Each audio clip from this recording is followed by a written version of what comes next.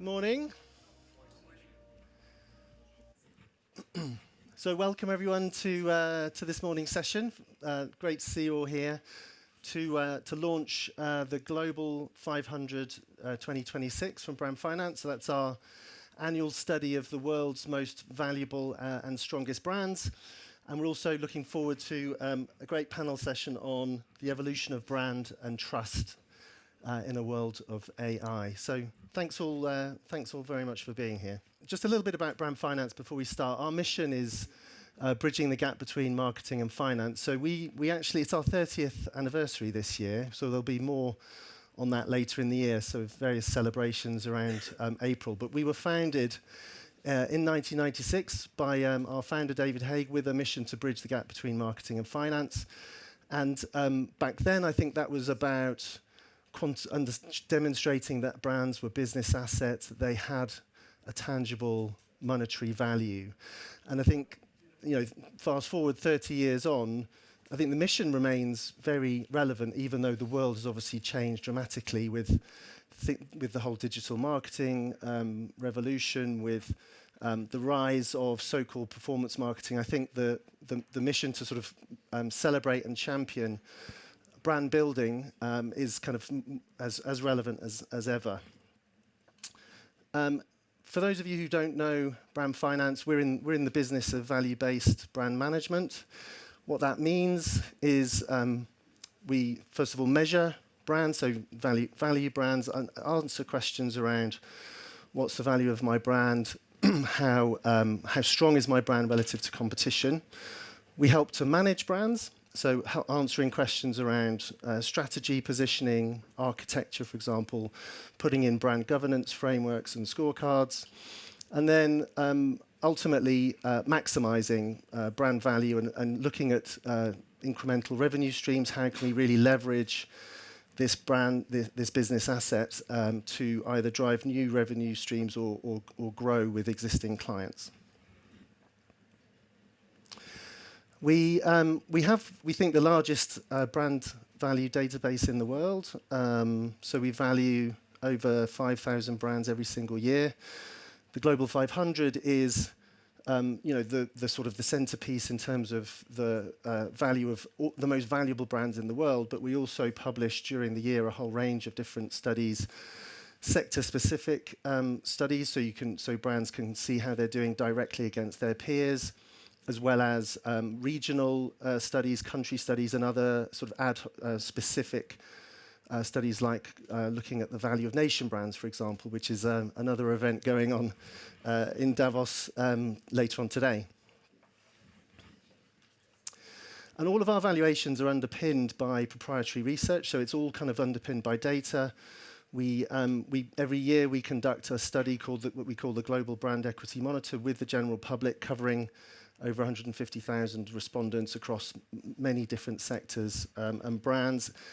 In the B2B space, we also conduct proprietary research in a few select industries like IT services, engineering services, mining, asset management, and a few others. So it's really important for us that the valuations that we conduct are really underpinned by that solid kind of data foundation. What we're really here to do, though, is to celebrate and to champion brands and branding and the impact that those strong brands can have on business results. So this year, the Global 500 has the value of the Global 500 has grown by 11%. So in total, it's worth $10.4 trillion. The value of those 500 brands.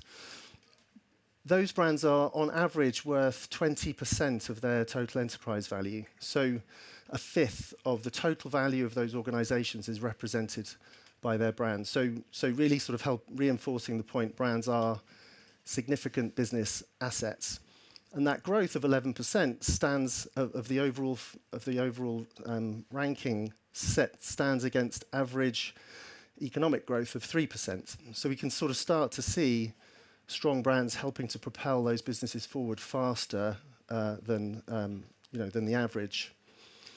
And more evidence on that comes from an ETF that we've set up with Legal & General. So this is their analysis, not our analysis. And you can, I think you can invest in this ETF. It is available to certain investors. And what the Legal & General analysis shows is that the top 100 brands in our study outperform the mega cap peers in the MSCI World Index on shareholder yield, on return on equity, and on operating margin, and they provide a significant advantage relative to their peers. That fund is kind of slowly but surely accumulating assets under management with this impressive outperformance. So how do those strong brands drive that kind of business performance? Well, strong brands create financial value in three ways. People can try and make valuation complicated at times, but at its core, it's very straightforward. They drive growth. Strong brands drive growth. They drive higher profit margin, and they create more reliable earnings and lower risk. And these are really the only three ways that you can create value. They're the three levers of value creation: of growth, profit, risk. And so we've built that into our brand strength framework. So we have a methodology around how we measure brand strength that's based on looking at brand perceptions and customer behaviors. We look at knowledge, credibility, and appeal. And then we look at selection, price acceptance, and advocacy. And each of these are linked back to those fundamental drivers of growth, profit, and risk in some way. But in order to be sort of effective as a management system, it's important that we look at brand strength as a diagnostic tool, but then we also look at other signals that are coming from the market, and really importantly, ensure that there's a clear action plan. I think too many brand evaluation systems don't end up with a very clear, tangible, cross-functional action plan within the business of what we're going to do next. So what's the so what from the evaluation? That brand strength framework is kind of a core component of the valuation methodology. The strength of the brand helps to determine the royalty rate that we attribute to the brand, which we then apply to forecasted revenues, and that's what generates the brand values that we're about to see. So, with that sort of preamble over to here are the results. So, this is the top 10 this year. Apple remains at the number one spot, exceeding $600 billion in value. Microsoft is closing the gap in second place, so faster growth from Microsoft, closing the gap against Apple. Who knows what would happen? Next year maybe there'll be some, an overtake there. We've got some clear winners from AI in the top 10. You've got obviously Microsoft at number 2. Nvidia's one of the fastest growing brands, probably no surprise to anybody in the study this year, with 110% growth. In 5th place. We've got 3 Asian brands kind of trying to defend against the dominance from the US. All but eight of those brands are tech. And in terms of overall kind of the part of the backdrop of this whole session is like the concentration of power and dominance of a small number of huge players. The total value of the top 10 brands in the study is 27% of the value of the entire Global 500. So we're seeing that kind of clearly seeing that sort of concentration of wealth and influence and power in a small number of huge dominant players. In terms of sector shifts, probably the things to highlight here is, obviously, semiconductors, I think, is obviously a big winner at the moment. In terms of the whole geopolitical landscape and the conflict and tension in the world at the moment, we're seeing a lot of growth in the defense sector. In terms of the declining sectors, I think that's sort of reflective of continued cost of living issues for consumers. So we're kind of seeing that all of the issues that we're seeing in the world around us that are being debated all across Davos, I suppose, are kind of being reflected in some of these sector shifts that we're seeing in our study. And so, brands are operating with a backdrop of growing complexity, uncertainty, and volatility. We're seeing forced migration, desertification. That's from increased use of cotton. We've also resource scarcity, the whole sort of issue around minerals, obviously, that we're all aware of. Climate change, conflict. This is fun, isn't it? Geopolitics, cost of living crisis, and then on top of all of that, we now have AI, and the disruption that AI is bringing, in terms of deep fake imagery, brain rot, which was a new one to me. So sort of AI is really sort of throwing into even more disruption and uncertainty and complexity into the mix that was already there. And so, as the world becomes more unpredictable, people are reporting, growing mistrust in institutions that are designed to manage it. So Edelman, I think, were launching their 26 barometer earlier today. Their 25 study had 60% of people feeling resentful, viewing of the institutions that are meant to serve them. In the OECD, and the OECD reports only 39% of people trust their national governments, down from 43% in 2021. And then the World Economic Forum report from 26 had misinformation and disinformation ranked as the second most severe risk globally, only with geo-economic confrontation being number one. So we're seeing this kind of issue unfold and people sort of not trusting the institutions around them. Interestingly, if you, again, taking the Edelman data but going back over a longer time frame, there is an opportunity for businesses and brands. We're seeing, where business is really seeing the biggest shift in terms of growing levels of trust from people. And so there's an opportunity there for businesses and brands, and we think that that opportunity is something that requires intentional management. And so we've created a kind of the brand finance trust model in order to help organizations to think about and manage trust in a more intentional way. It starts by looking at the types of trust. So we've got, we think there are 3 types of trust: functional, relational, and principled trust. You've got to be able to do the job. You've got the bedrock of all brands is trust in being able to deliver the product or service. Then relational, is this brand on my side? Principled, this is an organization that does the right thing. We think we need to think about the interpretation of those 3 pillars across geographical and temporal lenses. So trust means different things to different people. It depends on who your neighbours are. It depends on culture. So there's a variety of geographical factors, and things can obviously change over time and increasingly change quite rapidly over time. And then you've got to manage all that through the lens of your brand strategy. Think about how to activate that across different touch points, and then ensure that you're measuring that over time and managing it accordingly.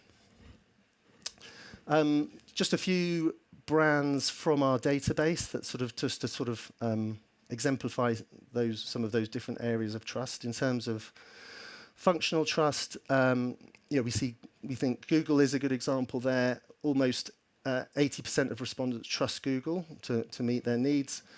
They've been growing, and obviously a top 10 brand.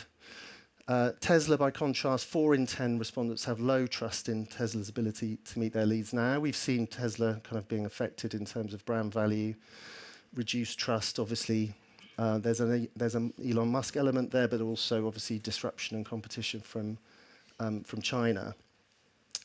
In terms of that relational trust, Revolut, an example from our database I thought I'd showcase. I think the fastest growing brand this year, with 239% growth. In terms of great customer service, there's been a significant jump in our global brand equity monitor data in terms of the average score, and we see that in addition to obtaining banking licenses is obviously a key element of building their functional trust. But Revolut is doing a great job of layering on top of that this sort of relational component and delivering excellent customer service. And then in terms of principal trust, I think Microsoft's a good example. I think if you're a huge tech giant like them, they're always going to you're never going to get everything right. But we see Microsoft consistently scoring well in our data on things like trust. We think they are at least out there trying to sort of set some standards around AI leadership and principles of AI development, and we see that they're obviously continuing to do incredibly well in our study in terms of growth. And lastly, again, looking at the data from our research, we looked at the drivers of consideration across a whole range of different sectors, and we looked at attributes within our study that related to either functional, relational, or principled forms of trust.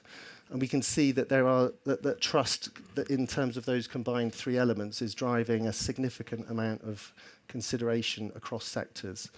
So, I think the thesis for the panel is, as AI adoption accelerates and creates more disruption and a whole plethora of different genuine and fake content at exponential rates, we believe people are going to seek trusted brands more than ever.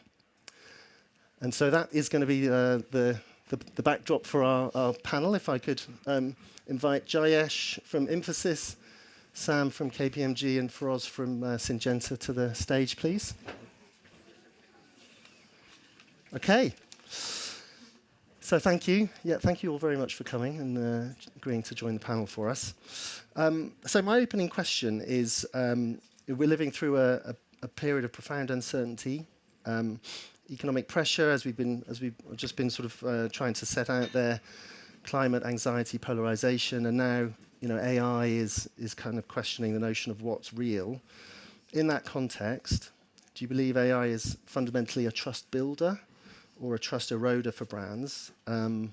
Why is that the case? And how are you navigating this and using AI within your own organizations?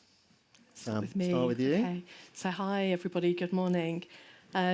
So if you were at Davos last year, you would have seen that we were running a You Can With AI campaign, which has been going for about 18 months. So slight spoiler alert there from me in terms of which side I'm going to come out on here. But basically, for me, with AI, trust is established in how it's designed, deployed, and governed. And you have to basically get all three of those right. And we know also there's a massive, strong correlation between trust and intent to purchase. So it goes all the way down the funnel as we start to look through. So, trust for me is kind of built when AI helps with consistency, with accuracy, when brands are transparent about its usage. It's eroded when it's overly automated, it's a little bit opaque. And it's not clear what the role of sort of human accountability or responsibility is in it. So those are the things that I would probably pull out. I think also some really, just 2 or 3 bits of interesting research to show that sort of trust deficit gap. So our CEO Outlook survey, which we did at the back end of last year, 90% of CEOs said their boards were ready to govern advanced AI, but only 60% of them said that 60% said they had issues with the ethical implications of it. And then we also do a big trust and attitudes survey, which we do with the University of Melbourne. And this is a massive sample size. It's 48,000 across 47 countries. The feedback from that was 83% see the benefits of AI, but less than 50% trust the systems. And then if I look a little bit closer to home and I look at marketing, and this is Gartner, not from me, but 63% marketers now use Gen AI regularly in their marketing, but we know only a third of consumers trust brands that rely on it heavily. So that's the sort of data that shows this gap, if you like, and this sort of trust and confidence issue that exists. So from a KPMG perspective, how are we managing it? Well, we sort of talk about our strategy being around being sort of bold, fast but responsible with AI, and we've sort of factored that into our systems. And so, if I look at AI, it's used across our business. We have agents across everything, our delivery platforms. So you can imagine in audit now, 100% of transactions now can be analysed. That leads to greater assurance. In tax, our digital gateway platform, it's got 2 million users. It's all AI enabled, and it's probably accountable for about 50% of our revenue now. And then in advisory, we have our Velocity, which is our business transformation platform. Again, so it's right across our business. One of the things we did, which was quite smart, was position ourselves as client zero up front. So we basically said to our clients, we will test everything on ourselves first. That, as a strategy, has stood us in good stead. We, of course, sell AI services and solutions to our clients. And a good example was our AI Workbench, which is a platform that we set up to build and manage agents, and so that we can scale agents responsibly across our business. So that's all underpinned. We have a trusted AI framework. I will not go through the details of that, but all I will say is it pretty much comes up first on organic search, so really pleased about that still. Don't look it up right now, but that's really good. And that covers off factors like explainability, human accountability, roles around that, data integrity, security, all of those things. We also have we're patented AR cards system, so every agent gets checked.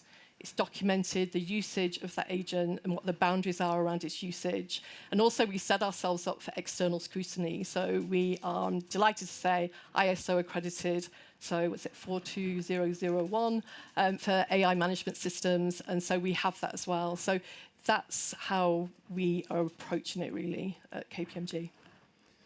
Right. You touched upon earlier the brain rot. So as a father to, a teenager and a preteen, these things hit, I see it a lot more closely. And in fact, recently I heard a new term called AI slop.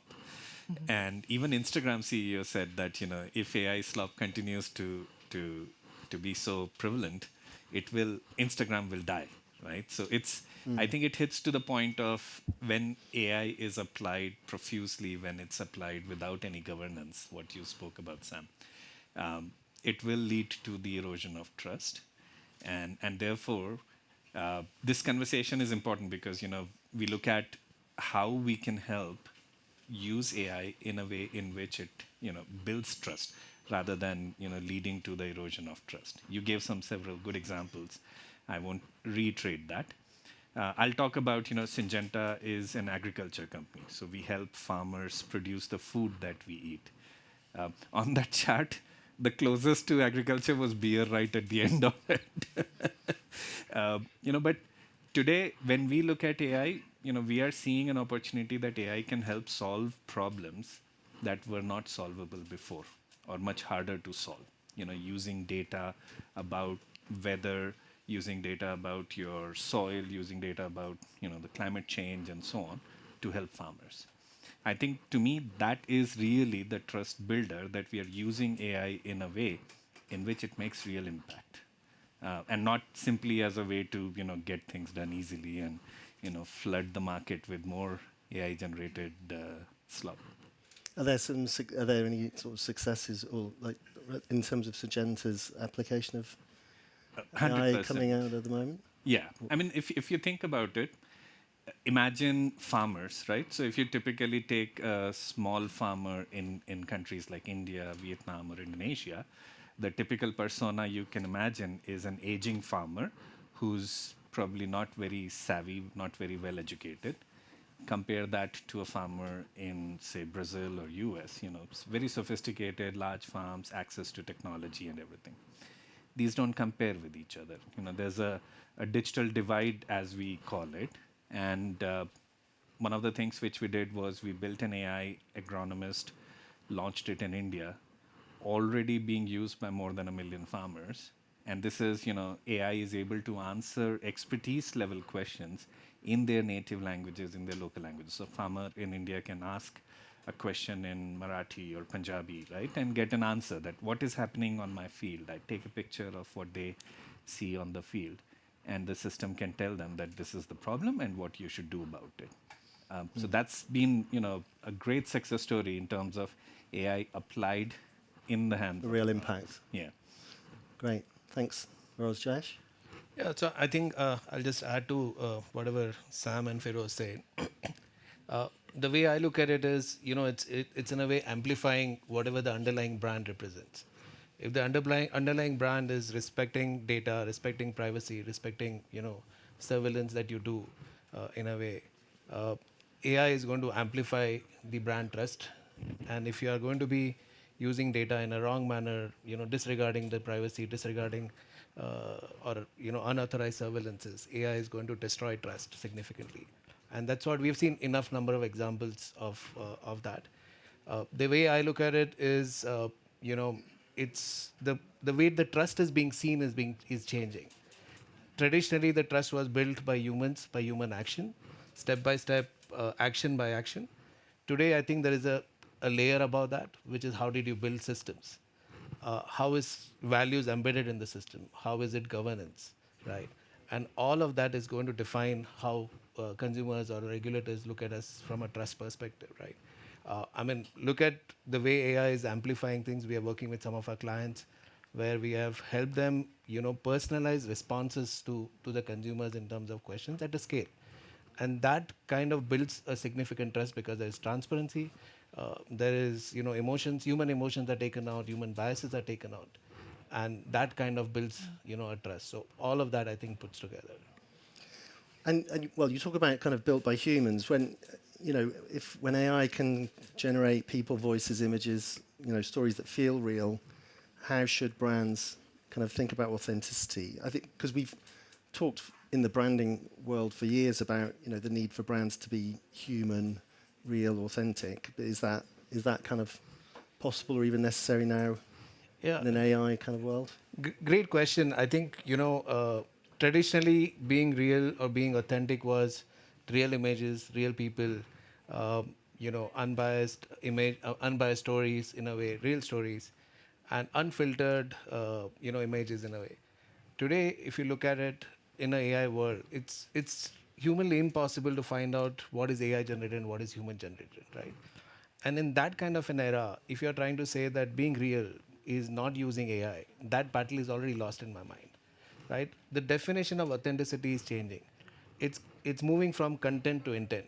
It's moving from what is the campaign doing to what is the consistent behavior of the brand. What does the brand sound like to versus what it delivers in terms of, you talked about it earlier, in terms of product services consistently. And that is the chain that we are dealing with, right? AI can build superlative narrative, right, or great narratives. But without true governance, the trust is not going to be built. So, you'll have great narrative, which is an advantage if you use AI. But unless and until that narrative relates to the brand, that's a human job at the end of the day. The trust is not going to be built. Do you have anything to build on that? No, I thought the framework that you were sharing about, looking at different dimensions of trust and, even the temporal aspects behind it was a very good way to think about, how to apply AI in a way that it reinforces those dimensions of trust. Great. And so, thinking about the role of AI in marketing, Sam, as CMO of KPMG, so we've got, AI offers potential for, huge efficiency, personalization in marketing, but it also brings risks if it's not kind of managed effectively. How are you, in terms of KPMG's marketing function, how are you kind of adopting AI? Where are you seeing the gains? Where is it not working for you so much at the moment? So about 2 years ago, we set up an AI working group. So, I should explain our business model as a sort of federated state of member firms. And I'm sort of obviously the global CMO. I work with all the CMOs around the world. And so we set this up because we were in definite AI roulette mode. Everyone was trying lots of different things. I remember there was one pivotal moment in a meeting where I think Forrester put up what the top AI tools were for different parts of the marketing mix. And I think we had one snap, which I won't say who it was, but one that's being implemented in Germany. Apart from that, we managed to come up with another 30 tools that weren't even on the list. So we've had 2 years of that. I think fast forward 2 years, we've now got to the point where there's like sort of pretty much 3 tools that we are now going to purchase on a global basis, and we're working through that with global procurement, which is not always at AI speed, as we work through that. But the other thing that was really interesting from that 2 years to now is some of the core large language model tools like Copilot or Gemini, etc. The capability and functionality in those tools now has enhanced so much, just even in that 2-year period. So we find some of the things that we thought we were going to go after, we no longer need. So that's probably, I would say, a learning that we've had from that. So in terms of how are we using it, so when I go back to the working group, we looked at every process and said, where could it play a role? So we're using it for research and analysis. We're using it, obviously, for creative. We use it for, I would say, content development of assets versus necessarily content development, which I'll maybe circle back on. And we're using it in planning. It's great for us for things like translation, particularly producing big global campaigns that we want to get out. And we try to give all our member firms a sort of 3-week lead way for them to implement campaigns from us from globally. So, and I'll probably say there's 2 principles that we have, and we're always transparent about our usage. And we do not use it to develop thought leadership. So we're very clear those are the 2 markers that we have. From a creative perspective, so when we did the You Can With AI campaign, the video, you can still see that now if you want. So we always got something right because it won an award recently for best use of AI. It looks really dated. If you look at it now, it's like a year or so. So we're now in the next stage of producing the next wave, and we've got one coming out on agentic orchestration at the end of the month. And actually, this is interesting. So yes, we're using AI, but we have also brought humans back into that, and we're using the human movement because we want to get that reality and authenticity check into what we're doing. So that's interesting. We've done a lot by the way of animation. So if you make it to the Belvedere this week, you'll see on the screens there or branding outside. We've done a lot with that now. And then this is back to disappointments, I would say. We're looking potentially to build ourselves because it doesn't exist, but what I would almost call a personalizer tool. So how easy is it just to change characters, locations, background settings? So when we deliver sort of, real client stories, how is it easy for member firms to adapt that quickly? So for us, in some ways, it's been a good leveler. We never had like massive budgets to go out and film, expensive videos. Now we can do things that we couldn't do before, which is great. But we've got those, guardrails in place around what we do with it. And this was something I learned. I was at an event recently, FT, and someone senior from the FT editorial team said that they had a principle, which I'm going to share with everybody because it's a good one to steal with pride, which is start with why, not AI. And I think that's really important from a marketing perspective if we look at usage and what we're going to do. So just a bit of advice for everyone there. That's interesting. You touched upon, the budgets and the content creation. I remember a conversation with my chief head of marketing. And we were talking about the same scenario that, you could do one photo shoot and then change the background, change the language, and apply that across, different countries.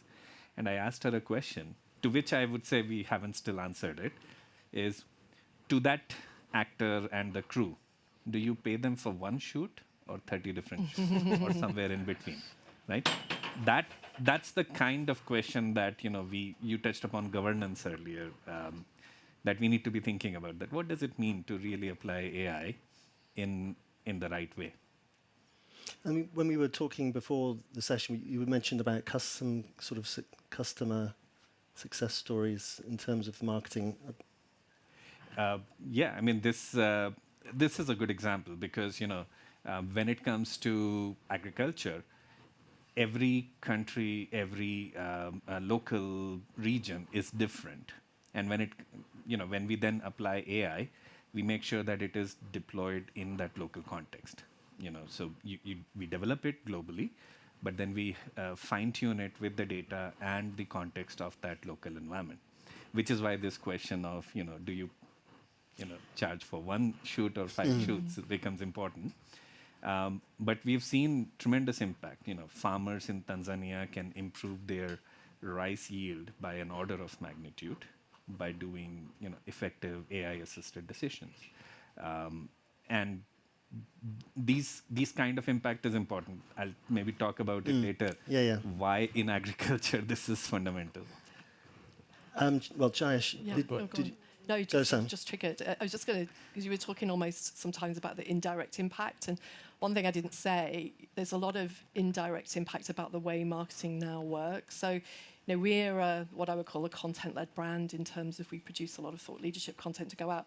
The way that we are approaching that now and what I would call almost the sort of digital PR implications is way different. So, the shift from SEO to GEO and generative engine optimization, is your content now being discovered in the right places? That's a big shift for us because we weren't necessarily in the right places. If you think about Reddit, Wikipedia, those are the places now that the large language models are drawing on to make sure that your content is discoverable when people no longer click and they just go straight to the answer. So there's all of those implications, even if it's not about direct application within your marketing, that you need to sort of think through the implications of what you need to do differently. Did you want to come in on anything on that? I think marketing? we covered most of that. And then cross-function, we've got the C-suite represented here on the panel. Just in terms of cross-functional collaboration and the importance of that, are you seeing kind of AI reinforcing functional silos? So kind of AI for HR, AI for finance, and almost so creating departmental intelligence, as it were, or is it helping to break down silos, kind of creating aggregated business intelligence? And what does effective kind of cross-functional collaboration look like when it comes to AI? For us, inside of Syngenta, so Syngenta is about 60,000 people, close to $30 billion in top line. We took a very conscious decision that it's not about silos. It has to work end to end. Even if you think about it in the context of a silo, if I change how our supply chain function works, for it to truly change, the processes and workflows have to change, the technology has to change, the people and their skill set and roles have to change, locations have to change, and so on. So any little change, even in the silo, has a ripple effect that works across the organization. So if we continue to think about it in silos, it won't work. So what we've done internally is we have this program internally called the Lighthouses. So we took a small number of very high impact areas of transformation. And we said this is not about technology. So it's not about technology deployed on top of our existing workflows. It's about using technology to really rewire the business. And that cuts across. So that has to be end to end.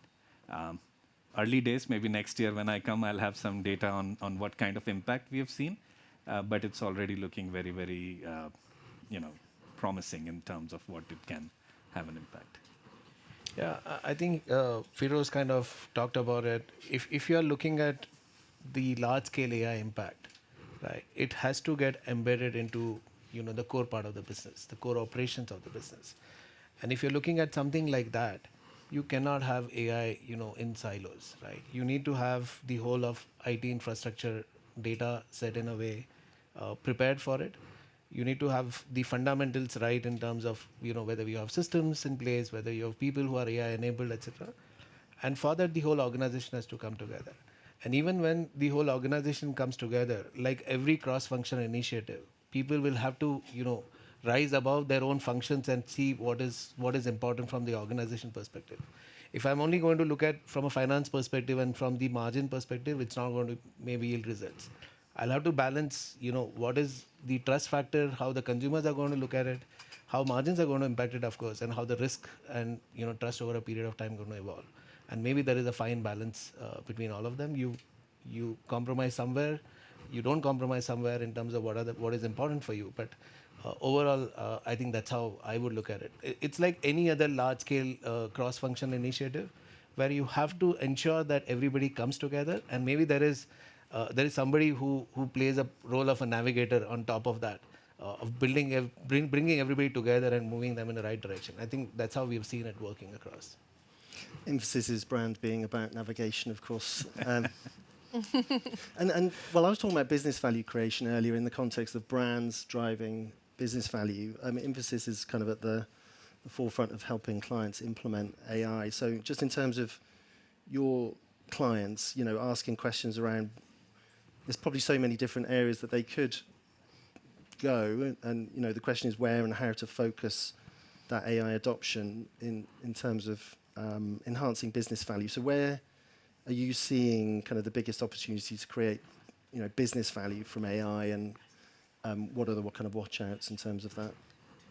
Sure. So I think, we are seeing slowly the shift from, pure insights to enabling decisions, to where AI is now becoming mainstream and making real decisions, right? Whether it is decisions in terms of pricing, whether it is decision in terms of inventory management, supply chain, working capital management, capital allocation, and so on and so forth. And eventually we see that as becoming all pervasive in a way, right?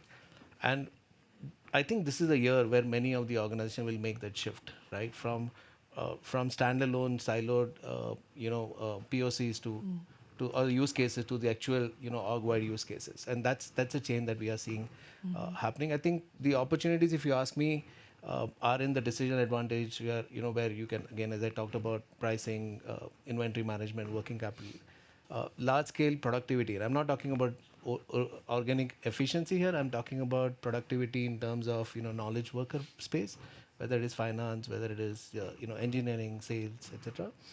And then deep consumer relevance to your end state customers. How do you get them personalized responses to not only what it is, but why it is, right? At scale, at speed, that is unprecedented. And I think that is what we are seeing, and many more, but these are the large opportunities that we are seeing up. In terms of pitfall, I think the biggest to watch out for is whether it is technology versus economy, right? Very often we go after technology, but don't really see whether it really gives you economic value, right? And that is the biggest challenge in my mind, right? Because then it becomes a toy. It's not going to create a value for you. So, stay away from that. Whether you are undermining the need for data or the fundamentals, the data, people, processes, workforce, etc., and the change management that comes with this, or the biases that comes because of the AI, because it's the early stages still, right? Biases, hallucination, etc. I think that is what we look out for. But I think eventually it's not going to be an organization that has maximum number of AI use cases. I think it's going to be the organization that will have AI deeply embedded into the core of it, into the operations of it, that will come out as winners in my mind. Are you seeing any particular areas within Syngenta for that, where the value is being created most at the moment? To build on your point about the core of the enterprise. So if I can get a little technical, we are modernizing the enterprise right from its core. So, starting with SAP all the way up to systems that are facing the farmers, who are the end customers. We're really overhauling the entire technical architecture underneath, with modernizing our ERP infrastructure. We, in partnership with Infosys, we just finished a big rollout to change over to the new ERP. And then cutting across, right? So if I take the example of, imagine the picture of the Last Supper with Jesus, right? Big canvas. And to talk about the question of silos and how they need to work. So I told my team that I don't want us to be building silos. You can imagine there are windows, and you can be looking through the window to any part of that picture, but you're still looking at the same picture. You're not looking at a part of the picture. Because if we ended up creating different pictures, then I need 5 Pablo Picassos and Michelangelos to create that picture of the enterprise, which we can't afford. What this means at a technical level is things like agent-to-agent communication, model, MCP protocols are fundamentally important, so that an agent that is being used by HR is able to give me an answer of a supply chain by, using agent-to-agent communication with the supply chain agent. And these are really starting to show impact, that we are able to then build a consistent picture and answers that, people can get, and then using that to then rewire our workflows and processes. And this is not limited only to within the enterprise. This is also then applied to in the hands of the farmers. So our sales reps have access to information with which they can be the best advisors to the farmers, giving them recommendation on what they should be doing on their field.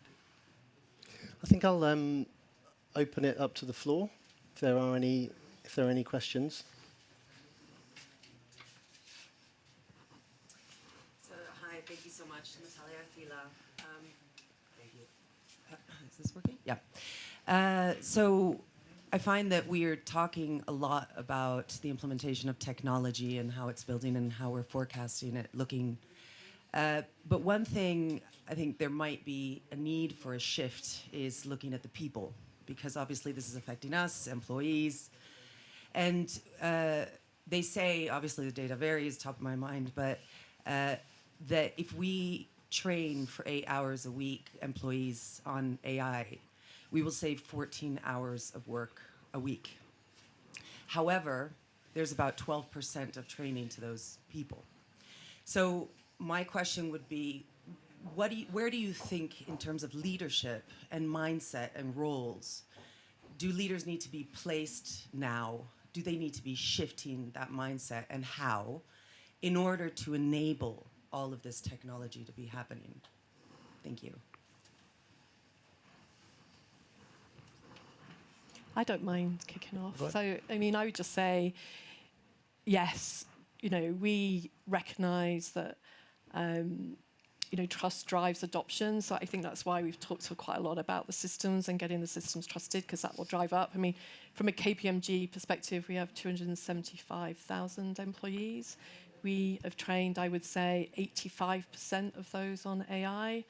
In terms of what we talk about, we've done things like 24 hours of AI, where we run it around the world at the same time. And then as we've moved on, we've gone into more specific training for people. So, and we sort of look on it and say, it is about augmenting what people do day to day so that they are then free to add more value in the other things that they're doing.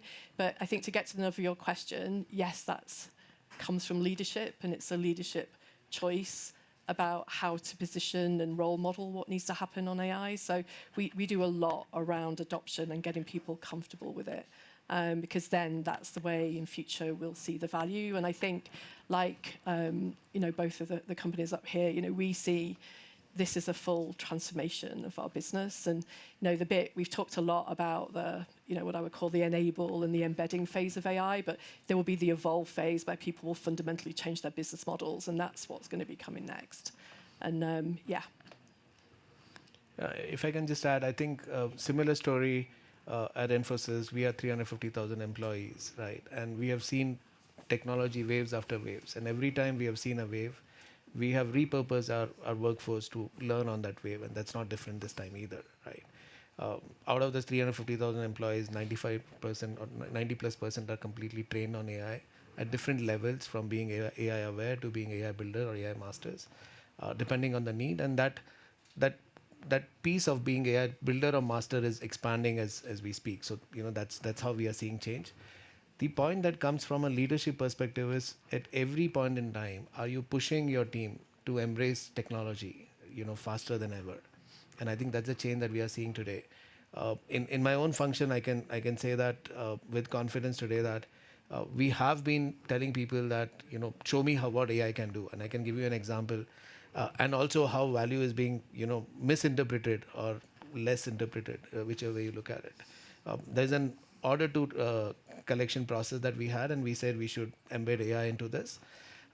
We embedded 14 agents into that. We reduced the cycle by a few days, got us $50 million on a constant basis in terms of cash flow. Now the product team said we have saved 30% of effort of a small AR team, that is collection team. The AR team said we have generated $5 million in cash. If you put it in bank, it will get you $50 million in cash. You put it in bank, you'll earn $5 million. The corporate finance team comes and says, $50 million in a constant basis, cash collection, multiply that by a P, you have generated $1.5 billion of market cap. And that's the delta of how the value is being perceived. So unless the leader is pushing for that kind of a value generation, you won't see the team embracing it as well. Yeah. Maybe if I just build on it, what we've found is to explain the why behind it. And when the why is clear, the adoption is a lot more seamless and intuitive.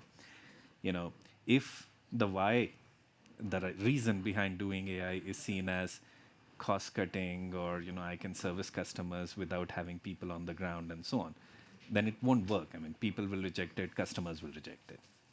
What we look at is the why in agriculture is basically a big problem that we as a society are heading towards.